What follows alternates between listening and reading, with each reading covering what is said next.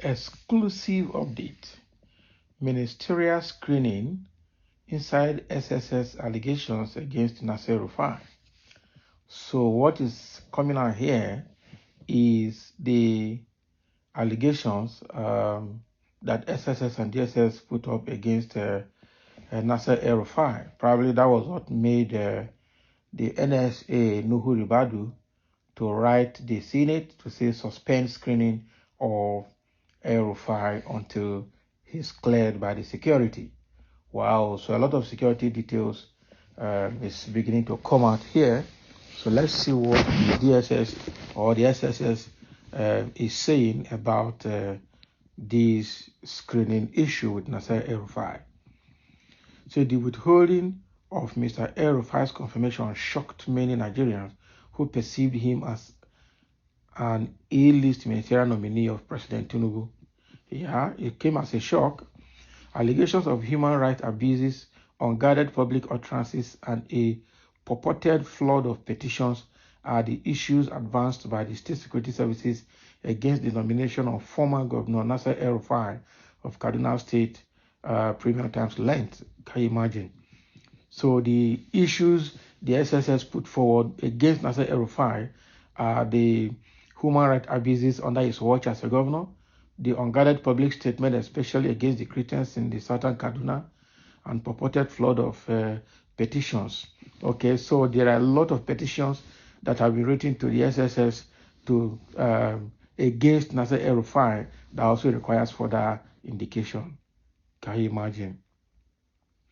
So it withheld the confirmation of the three nominees. Actually, the Senate withheld confirmation of three nominees. So 45 out of 48 ministers to be were cleared, while 3 were asked to go home until further notice. And among the 3 is Nasser El-Rufai, former governor of Kaduna State. It was shocking for many Nigerians to find Mr. El-Rufai an ally and one of the staunchest backers of President Bola Tinubu among the 3. Yeah, so Mr. El-Rufai is believed to enjoy the president's confidence after they overcame their political differences before the 2023 presidential election. He demonstrated his warm relationship with the president by indicating during the screening exercise that Mr. Tinubu invited him to work with him. He was also among the pact of former governors on the list of nominees lavished with respect by senators during the screening exercise on 2nd of August. Senators fell over one another to speak in his favor, while some even discouraged their colleagues from asking him questions. Okay, an attempt by the Kogi West Senator Sunday Karimi to table a petition he said was of security concern against him for deliberation was summarily shut down. So the president of the Senate, Godswill Akpabio, confirmed that the Senate received a series of petitions against some ministerial nominees and not just Mr. El-Rufai, but that such complaints would be referred to the president, who nominated them, and the relevant investigative bodies. So at the end of confirmation proceedings on Monday, Mr. El-Rufai, who many thought had a smooth sail, was among just 3 nominees whose confirmations were withheld.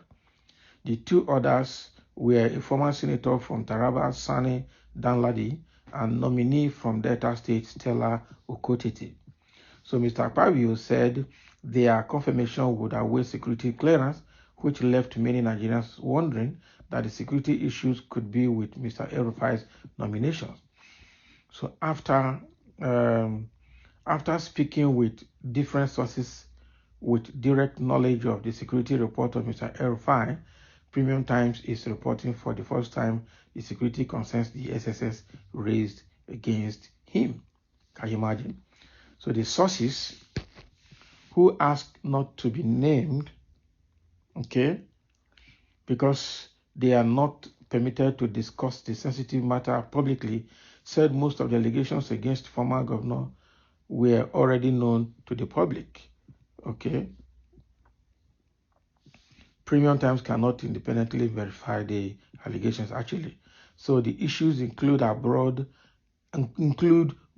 and specific allegations, including his widely reported controversial remarks and policies, according to sources with direct knowledge of the complaints by the SSS.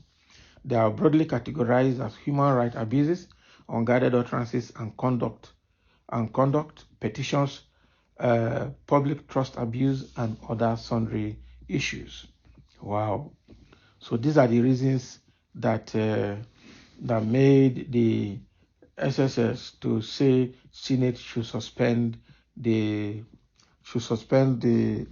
man from being screened. Okay. So there are so many things here.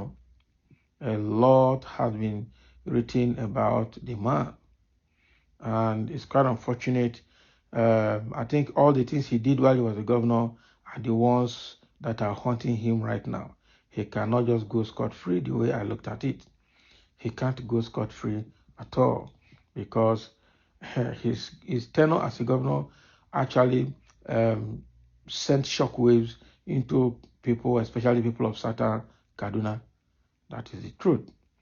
In the case of unguarded statement, allegations of unguarded statement is a major thrust of the SSS report on Mr. El-Rufai, according to sources who shared their knowledge of the matter with the newspaper. El-Rufai is a vocal politician who has been a recurring feature in Nigeria's political space in and out of the government since 1999. Okay, I think the latest was the comment he made while addressing a group of Muslim clerics in Kaduna after his party, the APC, was declared the winner of the governorship election in March. In the comment, which generated an uproar, Mr. El-Rufai said Muslims could rule Kaduna for a long period while also consistently doing justice to Christians. Can you imagine? The comment was widely criticized as divisive in a state where religious and ethnic tensions could quickly lead to bloody clashes. You see? And the second one was alleged human rights abuses. Concerning this, concerns were also raised about alleged human rights abuses by Mr. El-Rufai while he was the governor. This includes the case concerning the killing of the sons and followers of the Sikh leaders Ibrahim El-Zakzaky in Zaria, Kaduna State in 2015. Can you imagine?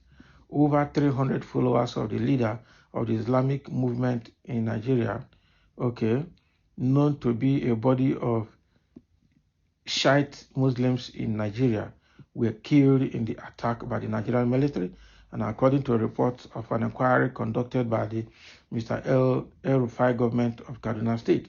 Although the military was directly responsible, the operation enjoyed the support of the state government. Wow.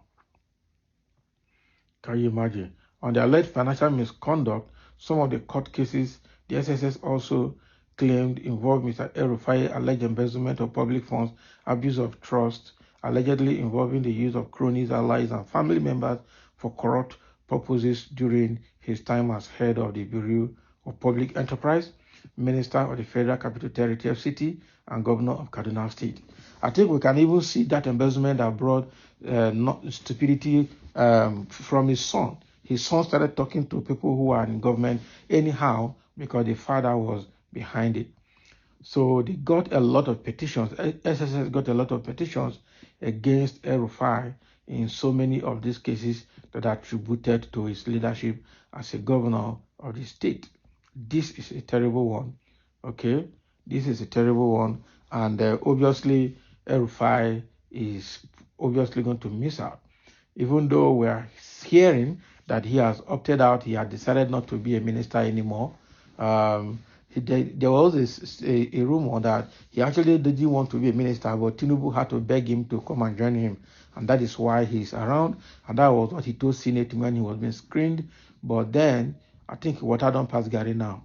The guy is obviously going to go home. So thank you for listening, and let's have your comments. Those are the allegations the SSS leveled against El-Rufai, and that is the reason for withholding his ministerial nomination screening. So thank you for listening. Let's have your comment on this El-Rufai matter.